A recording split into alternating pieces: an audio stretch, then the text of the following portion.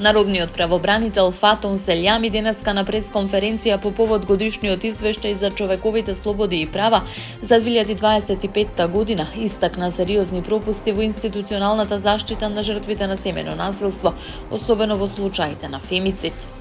Селјами посочи дека е неопходно да се обезбеди превенција и координирано системско справување со семејства со ризично однесување, како и воспоставување механизми за рана интервенција и заштита на децата и другите членови на семејството, дури и кога жртвата формално не поднесува пријава. Жртвата по пријавувањето мора да биде сигурна дека државата и гарантира безбедност, наместо да биде принудена да се врати кај роднините, правејќи ги нив потенцијални жртви, предупреди тој.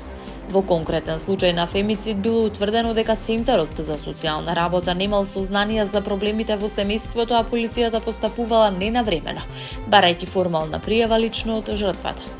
Селјами додаде дека и покрај отсуството на прв човек во институцијата во втората половина на 2025 година, основната дејност за заштита на граѓаните се одвивала непречено, со обработка на 2921 представка. Најмногу представки биле поднесени во областа на правосудството, потоа во потрошувачките права, работните односи и детските права.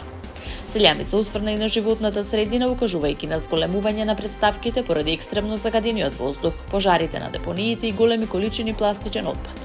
Во делот на социјалната заштита, народниот правобранител истакна случаи на институционална неажурност, вклучително пример на мајка која речиси половина година чекала за еднократна парична помош за новородено дете и покрај тоа што Центарот за социјална работа Делчево ја уважил незината апликација.